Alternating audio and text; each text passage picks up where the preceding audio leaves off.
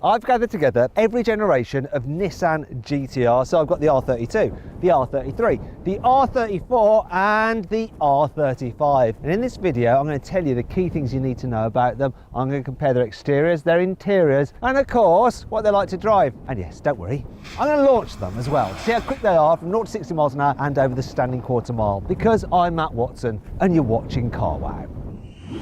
Buy, sell, CarWow.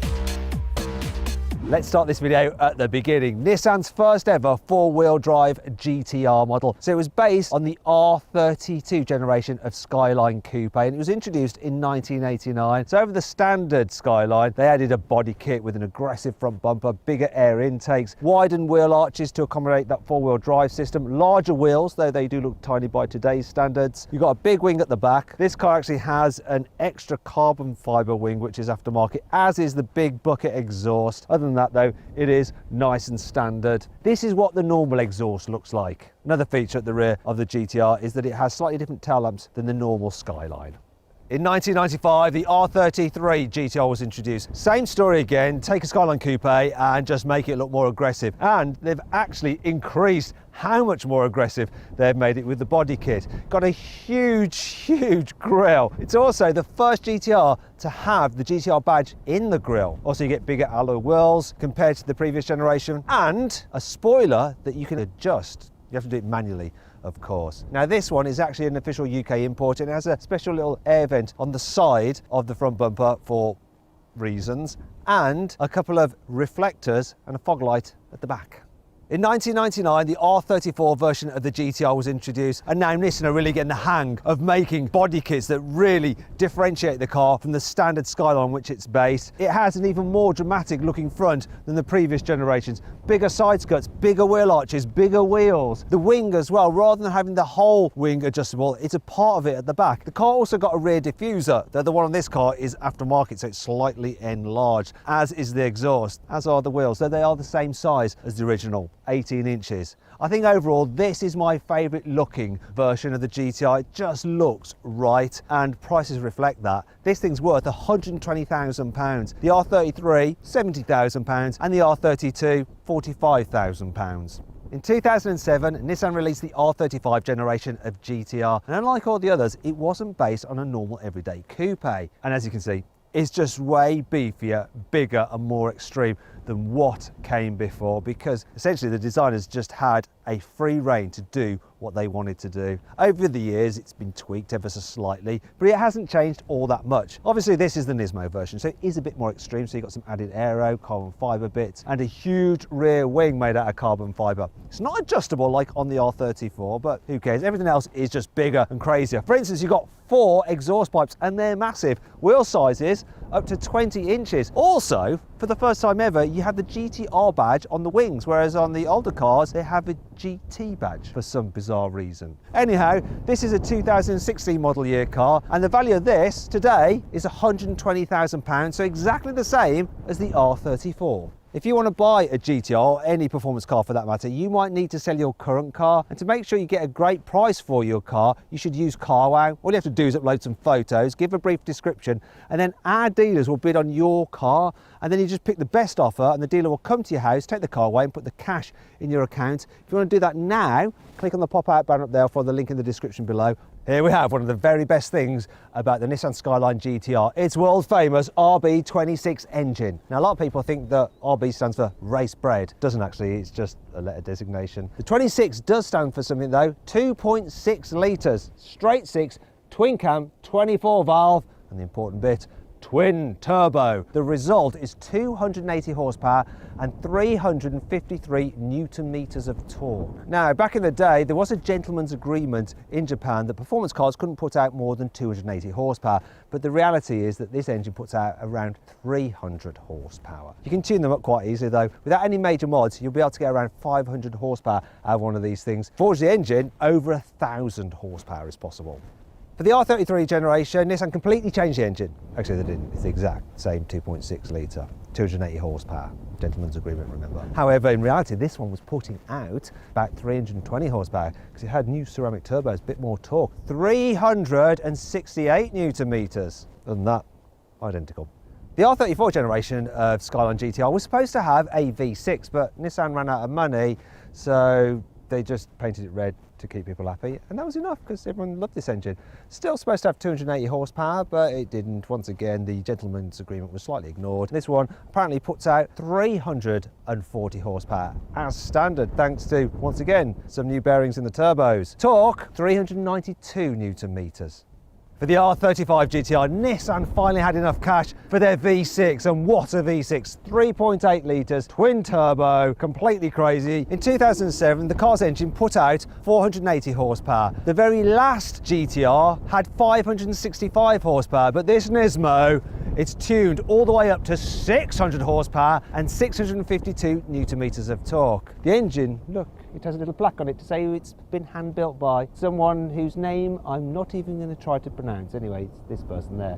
I wonder where Nissan got the idea of having an engine signed. Anyway, this thing is so fast. We're going to see how quick all these cars are in a moment when I launch them. But before that, shall we just have a listen to how they each sound?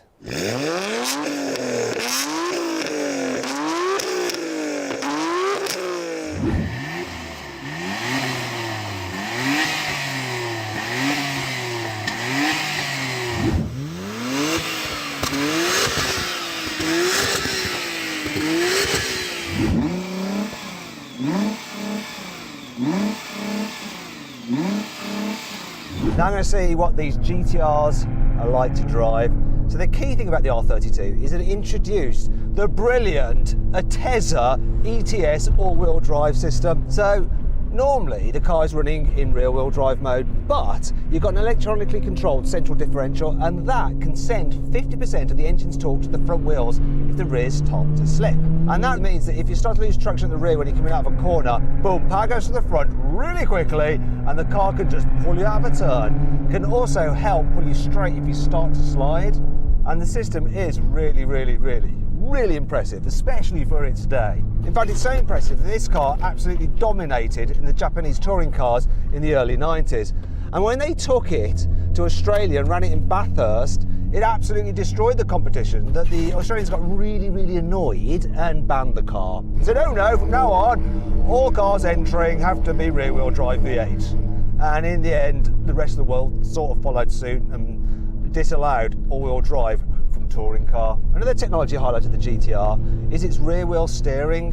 To think this car, it's an early 90s car, has rear-wheel steering is pretty impressive. It just helps get the car turning into corners. It also aids stability as well. And in fact, this car is pretty high-tech when you think about it. So you've got multi-link rear suspension and double wishbone at the front. Porsche 911s, even now, today, they don't have double wishbone suspension at the front. Only the new GT3 does. Do you know what? There's something about old cars that they just have a load of feel to them. You can just get them moving around beneath you when you just turn into a corner. That it makes them just really playful. The grip levels are a lot lower, which actually means a lot of fun on the road.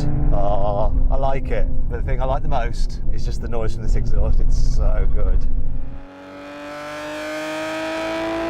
Now in the R33, and yes, it feels very similar indeed. So changes are very minimal. In fact, back in the day, in 1995, people complained that Nissan just didn't do enough to change the car. It's pretty much the same chassis underneath, same all-wheel drive system. They have tweaked the suspension slightly, so now you have slightly stiffer springs at the front and slightly softer at the rear than the R32. However, this is a V-spec car, so you get stiffer suspension all around.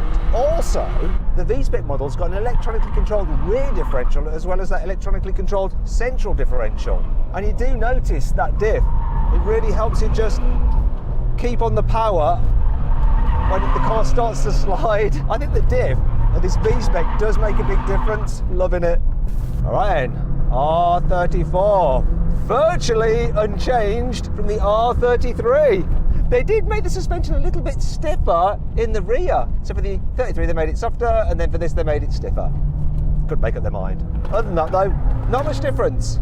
Well, apart from the fact that we now have a 6-speed rather than a 5-speed gearbox like you get in the R32 and R33. It's got a nice shift on it, but I think the shift in the earlier two cars of the 5-speed is slightly nicer. Although it is nicer when you're on the motorway something to have a 6th gear to go into to stop the droning. Once again, this particular version is the V-Spec, so it benefits from the stiffer suspension all round over the standard car and that electronically controlled limited slip differential on the rear axle. It just helps you manage the car when you're accelerating out of bends. What this car really benefits from though is the seat. So when you're hurling it around, you really do appreciate the fact that they hold you in place. So cool. Okay then, R35 GTR. While all the previous GTRs are pretty much the same cars but with different bodywork, this is entirely different. In fact, rather than being based on a coupe and like tuning it up and having a clever all-wheel drive system, Nissan just thought, you know what, let's just build a bespoke car that can take on supercars. So this car, once again, has an all-wheel drive system, which they called a Tesla, what have you, but it's completely different. You have carbon fibre prop shafts and drive shafts. You have a limited slip diff at the back and one at the front. It's absolutely nuts the way this thing can put its power down. And to drive, it just feels so much more extreme, so much more on it, so much grippier, so much crazier. It's almost like it's 5 generations ahead compared to the other cars.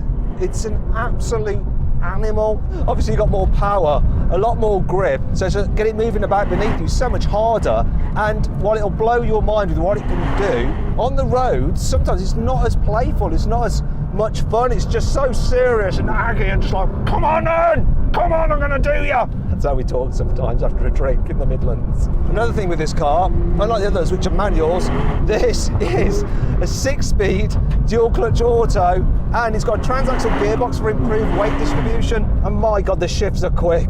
Also, you've got adaptive dampers, you can change the stability control. The other cars didn't have stability control, and you can alter how aggressive the all-wheel drive system is. This, obviously being the Nismo, has taken things up a notch still. So you have even stiffer suspension, even bigger brakes, and some more aero. Actually, throughout the life of the R35 GTR, from 2007 onwards, they kept on tweaking it, evolving it, giving it a bit more power, messing around with the suspension and all that kind of stuff, just to keep it at the top of its game. Yeah, it's getting on now, but it's still such an amazing machine. They've just taken it off sale in the UK, and it's a bit of a sad day, and I'm definitely looking forward to see what it's replaced with. Come on, the R36! Now let's compare these cars' interiors. So the R32, as you imagine, feels quite old on the inside. And over the standard Skyline, you've got a GTR steering wheel, you've got some sporty seats, you've got some special gauges, and one very special gauge here in the instrument binnacle, which shows how much torque is going to the front wheels. This car actually has some aftermarket dials. And even though they say kmh, the reading works out to be in miles per hour, though that doesn't mean it goes all the way up to 320 miles an hour. Anyhow, if you haven't done so already, please make sure you subscribe to this channel and hit the bell icon to turn your notifications on. That way you won't miss any uploads and videos such as this. The R33's interior really doesn't feel any more modern than the R32's. It has very similar sport seats actually. However, you do now get a driver's airbag, though we've lost the GTR badging off the steering wheel. You do get GTR badging here on the rev counter and here on the center console, but for some reason they've moved the front torque gauge down here, so it's harder to see. It is next to the oil temperature gauge and the turbo boost gauge. It's always good to be looking away from the road when you're boosting, right? Here in the R34, you don't have to take your eyes so far off the road to check out all your gauges, because they're now all housed in this multi-function LCD display, which is really, really advanced when this car was released. There's even a button there for the TV, but it doesn't work because we're not in Japan. Yeah, and this is a Japanese import, as signified by what's showing on this aftermarket infotainment system there. The sat-nav is thinking we're still in Tokyo when we're not. Anyhow, all this tech and the general design makes this car just feel way more modern than the other two. The steering wheel, the instruments, the silver paneling here, and these sport seats, which are just a big step up. Here on the inside, the R35 is quite different to the other GTRs. It just feels a lot more cocooned, a lot more serious. The sport seats are more aggressive. The layout of the dash is just chunkier. Needless to say, since the car was first introduced in 2007, the interior has evolved slightly, but the overall structure and idea has remained the same. This being the Nismo, it does have some extra upgrades, such as an Alcantara steering wheel, Nismo badging here and down here, also Alcantara on the dash, and these rather lovely Recaro sport seats. This R32 GTR is supposed to do 0 to 60 in 5.6 seconds, so I'm going to launch it and see what I can get out of it. I'm not going to dump the clutch, right? I'm just going to take it smoothly because it's an owner's car. Here we go though. Come on, turbos. Hold the sound. Oh, 7.12.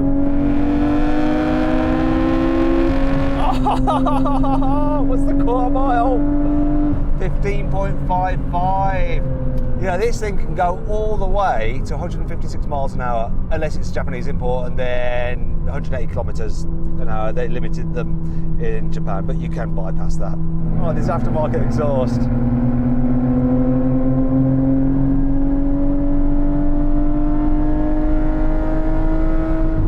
Oh, it is worth it for that alone. Okay, R33. Same deal, but the 0 to 60 time falls to 5.4 seconds. Well, that's the official one. It'll be higher than that with me. Bit more torque than the R32. Let's see what I can do.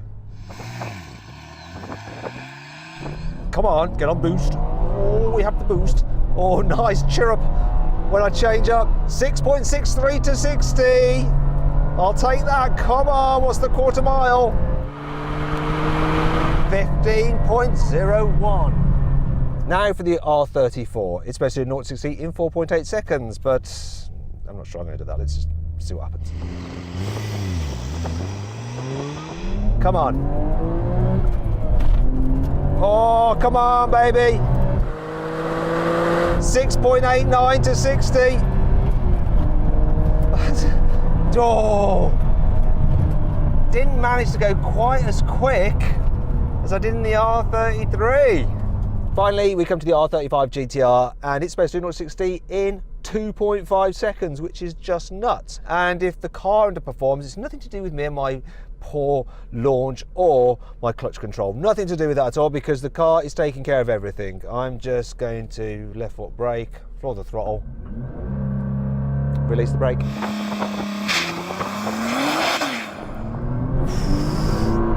3.32 to 60. Though it was going sideways for a bit, lost traction. Mind you, despite that spinning up its wheels, it still did a quarter mile in 11.27 seconds. Wow, I guess that's what you call progress. Time for a brake test from 60 miles an hour. Here we go, full emergency stop. What's it going to be? How long did it take to stop? 36 meters, bless it. Oh God. Okay, brake test in the R33 from 60 miles an hour. We have ever so slightly bigger brakes than the R32. Will that matter? Let's find out. Braking now.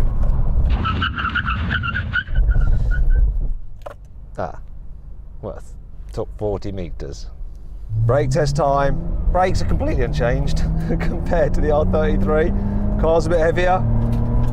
What difference is that going to make? Here we go, I'm going to brake from 60 miles an hour. That felt way better. Stopped in 32 meters, which is actually pretty blooming good. Way better than the R33.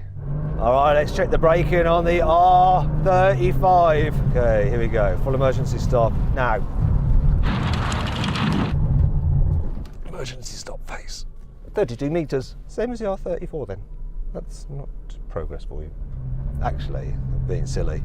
If you're on a track, smashing it over and over again, this car's brakes will hold up way better. Way, way better. Right, let's wrap this up. What you want to know now is which of these cars is my favourite, and obviously it's this one. I love the R34. It's got the looks, it's really nice to drive, it's got sufficient performance for use on the road. It's a thing of beauty and it's worth a lot of money. This is the one I'd like to take home. Anyway, I hope you all enjoyed the video. If you did, give it a like. If you want to watch some more videos, click on the windows, and if you click on that box there, you can go to Carwow, Silly Car. Just upload some photos, give a brief description, and our dealers will bid on your car to make sure you get a great price for it. See you next time.